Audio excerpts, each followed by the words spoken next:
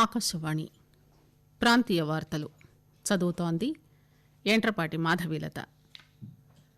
దేశంలో COVID-19 recovery rate 59.52% మెరుగుపడిందని కేంద్ర ప్రభుత్వం తెలిపింది. కోవిడ్-19 నిర్ధారణకు rapid antigen point of care Covid పరీక్షలను పెద్ద ఎత్తున నిర్వహించాలని కేంద్రం రాష్ట్రాలను కోరింది. పాఠశాల విద్యా కమిషనర్ అనుమతి లేకుండా పాఠశాలలు తిరిగి తెరవడానికి సంబంధించి సొంతంగా సూచనలు జారీ చేయవద్దని రాష్ట్ర ప్రభుత్వం జిల్లా విద్యా శాఖాధికారులకు ఆదేశాలు జారీ చేసింది. రాష్ట్రంలో చేపట్టే కొత్త నీటిపారుదల ప్రాజెక్టుల వివరణాత్మక నివేదికలను అందించాలని కృష్ణా నదీ యాజమాన్య బోర్డు తెలంగాణ ప్రభుత్వాన్ని కోరింది. దేశంలో కరోనా వైరస్ బారిన పడిన వారిలో 3,59,860 మంది ఇప్పటివరకు కోలుకున్నారని ప్రభుత్వం తెలిపింది. గత 24 గంటల్లో 11,881 మంది కోలుకున్నారు. కోవిడ్-19 రికవరీ రేటు 59.52% మెరుగుపడింది. గత 24 గంటల్లో దేశంలో మొత్తం 19,148 కొత్త కేసులు నమోదయ్యాయి. మొత్తం కేసుల సంఖ్య 6,04,641గా ఉంది. ఒకే రోజులో 434 మరణాలు సంభవించాయి. దేశవ్యాప్తంగా మరణాల సంఖ్య 17,834కు చేరుకున్నట్టు ఆరోగ్య కుటుంబ సంక్షేమ మంత్రిత్వ శాఖ తెలిపింది. ప్రస్తుతం దేశంలో మొత్తం యాక్టివ్ కేసుల సంఖ్య 2,26,947గా ఉంది. తెలంగాణలో గత 24 గంటల్లో 1,018 కొత్త కోవిడ్ కేసులు నమోదయ్యాయి. దీంతో మొత్తం కేసుల సంఖ్య 17,000 మార్కును అధిగమించింది. ఒకే రోజులో 1,000కి పైగా కేసులు నమోదు కావడం ఇది రెండవసారి. కొత్త కేసుల్లో జీహెచ్ఎంసీ పరిధిలో 881 కేసులు, మేడ్చల్ మల్కాజ్గిరి జిల్లాలో 36, సంగారెడ్డి జిల్లాలో 33 కేసులు నమోదయ్యాయి. గత 24 గంటల్లో 7 రోగులు మరణించారు. దీంతో ఇప్పటివరకు మరణించిన వారి సంఖ్య 267గా ఉంది. ఆంధ్రప్రదేశ్లో గత 24 గంటల్లో 812 కొత్త కరోనా వైరస్ కేసులు నమోదయ్యాయని, 5 మరణాలు సంభవించాయని రాష్ట్రం విడుదల చేసిన తాజా మీడియా హెల్త్ బులెటిన్లో పేర్కొన్నారు. దీంతో మొత్తం కేసుల సంఖ్య 16,097కు చేరుకుంది. దేశంలో కోవిడ్-19 కోసం పరీక్షిస్తున్న నమూనాల సంఖ్య త్వరలో 1 కోటికి చేరుకుంటుందని ప్రభుత్వం తెలిపింది. కేంద్ర ప్రభుత్వం తీసుకున్న వివిధ చర్యల వల్ల ఇది సాధ్యమైందని కేంద్ర ఆరోగ్య మంత్రిత్వ శాఖ పేర్కొంది. వేగంగా విస్తరిస్తోందని డయాగ్నోస్టిక్ టెస్టింగ్ నెట్వర్క్ ద్వారా ఇప్పటి వరకు 90 లక్షలకు పైగా నమూనాలను పరీక్షించినట్టు మంత్రిత్వ శాఖ తెలిపింది. దేశంలో ప్రస్తుతం 1,065 టెస్టింగ్ ల్యాబ్లు ఉన్నాయి. వీటిలో ప్రభుత్వ రంగంలో 768, ప్రైవేట్ ల్యాబ్లు 297 ఉన్నాయి. పాఠశాల విద్యా కమిషనర్ సూచనలు లేకుండా పాఠశాలలు తిరిగి తెరవడం, ఇతర సమస్యలకు సంబంధించి సొంతగా సూచనలు జారీ చేయడం మానుకోవాలని రాష్ట్ర ప్రభుత్వం జిల్లా విద్యా శాఖాధికారులకు సూచనలు జారీ చేసింది. కొందరు డీఈఓలు ప్రైవేట్, అన్ఎయిడెడ్ పాఠశాలల ద్వారా మీడియా ద్వారా ఆన్లైన్ తరగతులు నిర్వహించడంపై సూచనలు జారీ చేస్తున్నారని చిత్రా రామచంద్రన్ పేర్కొన్నారు. ప్రభుత్వం గాని, పాఠశాల విద్యా విభాగం గాని పాఠశాలల్లో ఆన్లైన్ తరగతులు నిర్వహించడంపై ఎటువంటి మార్గదర్శకాలు జారీ చేయలేదని డీఈఓలకు స్పష్టం చేశారు.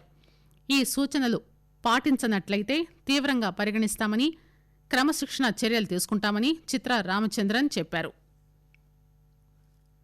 ఆకాశవాణి ప్రాంతీయ వార్తలు వింటున్నారు. తెలంగాణ రాష్ట్రంలో చేపట్టిన కొత్త నీటిపారుదల ప్రాజెక్టుల వివరణాత్మక నివేదికలు అందించాలని కృష్ణా నదీ యాజమాన్య బోర్డు ఈరోజు తెలంగాణ ప్రభుత్వాన్ని కోరింది. కృష్ణా నదీ యాజమాన్య బోర్డు సభ్యులు హరికేష్ మీనా తెలంగాణ ఇరిగేషన్ క్యాడ్ విభాగం ప్రధాన కార్యదర్శికి రాసిన లేఖలో రాష్ట్రంలో చేపడుతున్న నీటిపారుదల ప్రాజెక్టు వివరాలు తెలపాలని కోరారు. అంతకుముందు బోర్డు రాష్ట్రంలోని ప్రాజెక్టులను మంజూరు చేసే వరకు కొత్త ప్రాజెక్టులను చేపట్టవద్దని ప్రభుత్వాన్ని ఆదేశించింది. కోవిడ్-19 నిర్ధారణకు ప్రమాణమైనటువంటి ఆర్టీ-పీసీఆర్తో పాటు rapid antigen point of care పరీక్షలను ఉపయోగించడం ద్వారా ఈ పరీక్షలు పెద్ద ఎత్తున పెంచాలని కేంద్రం రాష్ట్రాలను కోరింది. ర్యాపిడ్ యాంటీజెన్ పరీక్ష త్వరితంగా, సరళంగా, సురక్షితంగా ఉంటుంది. కంటైన్మెంట్ జోన్లతో పాటు ఆసుపత్రుల్లో కూడా దీనిని ఉపయోగించవచ్చు. మొబైల్ వ్యాన్లు ఉపయోగించి పరీక్షా శిబిరాలను నిర్వహించడం ద్వారా పరీక్షలను పెద్ద ఎత్తున సులభతరంగా నిర్వహించవచ్చని కేంద్రం రాష్ట్రాలు, కేంద్రపాలిత ప్రాంతాలను కోరింది. కేంద్రం ప్రకటించిన ఒక ముఖ్యమైన నిర్ణయం ద్వారా కోవిడ్-19 పరీక్షను ఇప్పుడు కేవలం ప్రభుత్వ వైద్యుడే కాకుండా ఎవరైనా రిజిస్టర్డ్ ప్రాక్టీషనర్ ఇచ్చే ప్రిస్క్రిప్షన్ పైన కూడా చేయవచ్చు. హైదరాబాద్లోని ప్రైవేట్ ల్యాబ్లు ఈ రోజు నుంచి ఈ నెల 5 వరకు కోవిడ్-19 పరీక్షలను నిలిపివేస్తున్నట్టు ప్రకటించాయి. తెలంగాణలో పరీక్షలకు స్వచ్ఛందంగా ముందుకొచ్చిన 18 ప్రైవేట్ ల్యాబ్లకు ఐసీఎంఆర్ అనుమతి ఇచ్చింది. అయితే హైదరాబాద్ పర్యటనలో ఉన్న కేంద్ర బృందం ప్రైవేట్ ల్యాబ్లను పరిశీలించి కొన్ని లోపాలను గుర్తించి 48 గంటల్లోగా ఆ లోపాలను క్రమబద్దీకరించాలని కోరింది. హైదరాబాద్లో మళ్లీ లాక్డౌన్ విధించే పరిస్థితులున్నట్టు వార్తలు రావడంతో ఇతర ప్రాంతాల నుంచి వచ్చి హైదరాబాద్లో ఉంటున్న వారు స్వస్థలాలకు బయలుదేరుతున్నారు. దీంతో 2 రోజులుగా హైదరాబాద్ నలువైపులా రహదారులపై రద్దీ పెరిగింది. హైదరాబాద్ విజయవాడ 65వ నెంబర్ జాతీయ రహదారి 2 రోజులుగా రద్దీగా మారింది. టోల్ ప్లాజాల వద్ద కిలోమీటర్ల మేర వాహనాలు బారులు తీరుతున్నాయి. హైదరాబాద్ వరంగల్ రహదారిలోని గుండూరు వద్ద టోల్ ప్లాజా వద్ద కూడా భారీగా వాహనాల రద్దీ నెలకొంది. హైదరాబాద్ బెంగళూరు హైవేపై కూడా ట్రాఫిక్ పెరిగింది. ఉద్యోగాల కోసం నగరానికి వలస వచ్చిన చాలా మంది ప్రజలు రాబోయే లాక్డౌన్ దృష్ట్యా వారి వారి స్వస్థలాలకు వెళ్లడం కనిపించింది. పద్మ అవార్డులు 2021 సంవత్సరానికి ఈ ఏడాది సెప్టెంబర్ 15వ తేదీలోగా నామినేషన్లు దాఖలు చేయవచ్చు. వచ్చే ఏడాది గణతంత్ర దినోత్సవం సందర్భంగా ప్రకటించాల్సిన పద్మ అవార్డుల కోసం ఆన్లైన్ నామినేషన్లు, సిఫారసులు 2020 మే 1వ తేదీ నుంచి ప్రారంభమయ్యాయని హోంమంత్రిత్వ శాఖ తెలిపింది. పాత సచివాలయం వద్ద యువజన కాంగ్రెస్ ఆధ్వర్యంలో ఈరోజు ధర్నా నిర్వహించారు. యూత్ కాంగ్రెస్ అధ్యక్షులు అనిల్ యాదవ్, కాంగ్రెస్ నాంపల్లి విభాగం ఇన్ఛార్జ్ ఫిరోజ్ ఖాన్తో సహా పలువురు కాంగ్రెస్ నాయకులను పోలీసులు అరెస్టు చేశారు. పాత సచివాలయాన్ని కూల్చకుండా దానిని కోవిడ్ ప్రత్యేక ఆసుపత్రిగా మార్చాలని అనిల్, ఫిరోజ్ ఖాన్ డిమాండ్ చేశారు. కరోనా వైరస్ చికిత్సను ఆరోగ్యశ్రీలో చేర్చి పేదలకు భరోసా కల్పించాలని టీడీపీ తెలంగాణ అధ్యక్షులు ఎల్ రమణ డిమాండ్ చేశారు. కోవిడ్ సోకిన అందరికీ గాంధీలోనే చికిత్స అందిస్తామని చెప్పిన ప్రభుత్వం టీఆర్ఎస్ ఎమ్మెల్యేలకు మాత్రం కార్పొరేట్ ఆసుపత్రుల్లో చికిత్స అందిస్తుందని విమర్శించారు.